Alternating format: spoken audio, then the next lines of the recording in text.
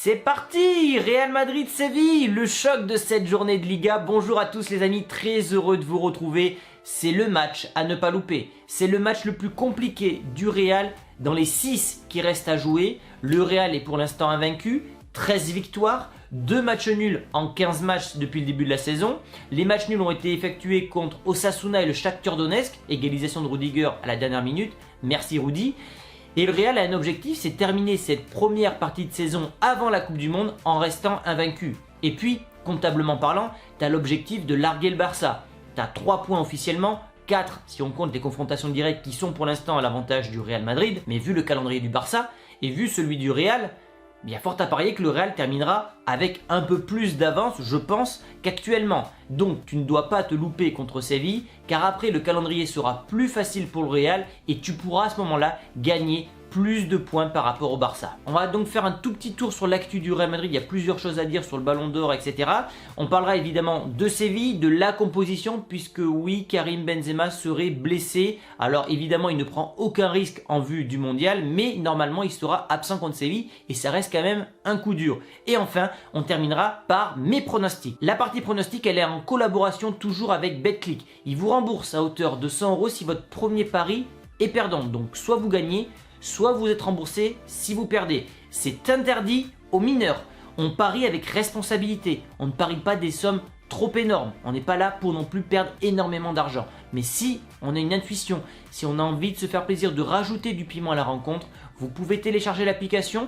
Au moment de rentrer le code promo, vous rentrez le code chronique, vous bénéficiez de votre bonus et moi ça m'aide à faire de gros projets tels que d'aller au Classico.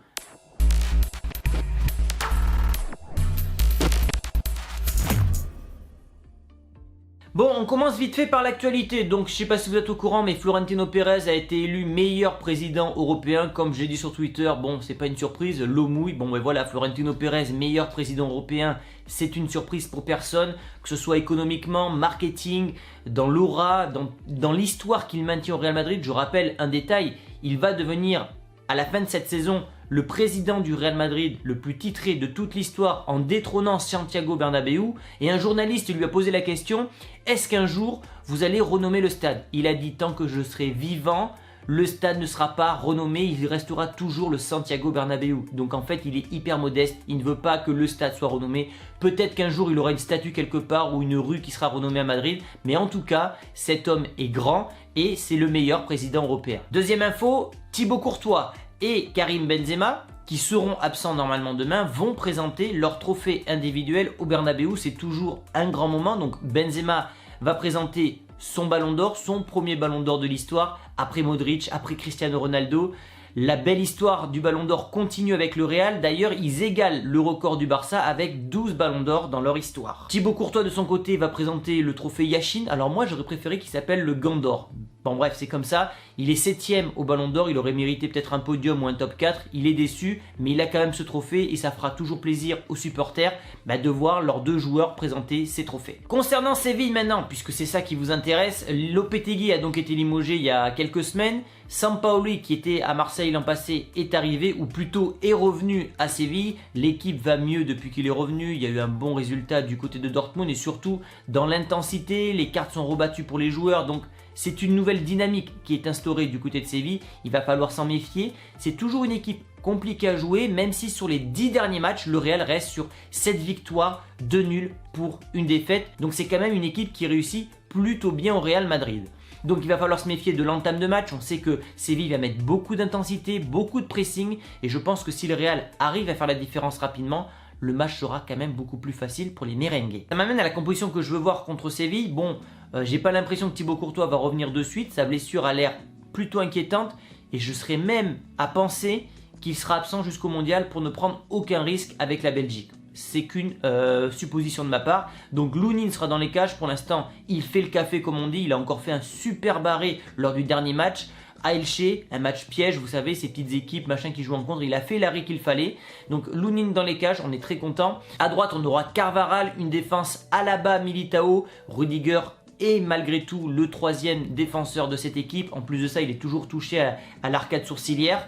Et à gauche, on aura Mendy qui était au repos lors du dernier match. Au niveau du milieu de terrain, on va retourner sur du classique. Je pense qu'on aura Tchouaméni en sentinelle avec un milieu Toni Kroos, Modric.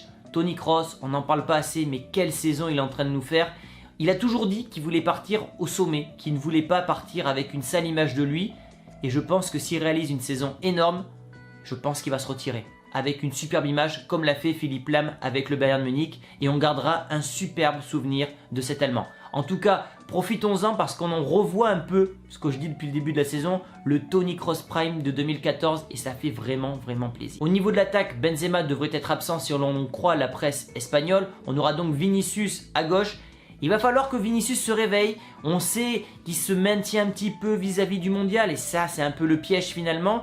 Mais il reste sur 2-3 prestations plutôt moyennes quand on regarde par rapport à son début de saison. Il n'a pas marqué récemment. Il doit retrouver le chemin défilé pour retrouver de la confiance. Il est toujours bon dans les dribbles mais on voit qu'il n'exagère pas trop parce qu'il n'a pas envie de prendre de mauvais coups. En numéro 9 on aura donc Rodrigo qui est le remplaçant officiel de Karim Benzema lorsque ce dernier est absent. Et je pense que le Français aura du mal à aller chercher, je pense, un record qu'il a en tête, le record de Cristiano Ronaldo pour devenir le meilleur buteur de l'histoire du Real Madrid. Ça serait incroyable, ça veut dire que Benzema serait meilleur passeur, meilleur buteur de l'histoire du Real, mais je pense qu'il aura du mal à aller le chercher parce qu'il se blesse de plus en plus et que je ne le vois pas rester au Real Madrid plus de 2 ans. Je pense qu'il va faire 2-3 ans max. Il faudrait qu'il marque plus de 40 buts par saison lors de ces 3 prochaines années. Ça me paraît compliqué. Et enfin à droite, le chouchou des supporters, le faucon du Real Madrid, le futur capitaine de cette équipe dans les années à venir, évidemment Federico Valverde qui peut jouer attaquant, milieu, latéral, qui peut jouer absolument partout, qui dégage une intensité unique,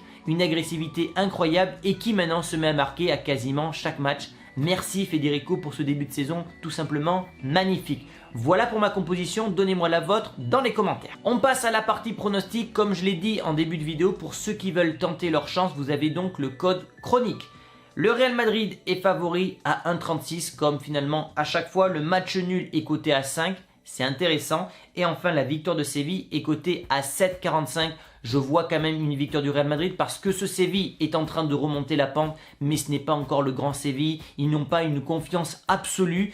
Ils doivent remettre en place un système de jeu avec Sampaoli et surtout, je pense que c'est une équipe qui va donner beaucoup d'énergie lors de la première heure de jeu, mais qui risque de s'effondrer physiquement lors de la dernière partie du match. Et c'est à ce moment-là que le Real devra faire la différence et ça tombe bien puisque c'est à ce moment-là que le Real marque le plus de buts. La cote que j'ai envie de tenter aussi, c'est une cote que je tente très souvent depuis le début de la saison, c'est but pour les deux équipes. Bah, le Real en Liga, c'est seulement 2 clean sheets.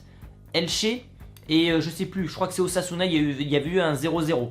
Donc voilà, c'est une équipe qui marque, une équipe qui gagne, mais c'est une équipe qui se dévoile et qui encaisse des buts. Voilà, donc le Real n'a plus la solidité défensive de l'an passé. Ça reste Séville, il y a du talent en face, même si l'effectif s'est un peu fait dépouiller cet été. Mais je pense que les deux équipes vont marquer dans cette rencontre. Et enfin la cote buteur, vous le savez d'habitude, on tente toujours Benzema. Si Benzema n'est pas là, on tente Vinicius, mais vu la forme de Vinicius, j'ai pas envie de le tenter. On va tenter l'homme en forme du moment, l'homme qui marque contre le Barça, contre Elche. Je parle évidemment de Federico Valverde. C'est la première fois qu'on le tente depuis que je fais les pronostics.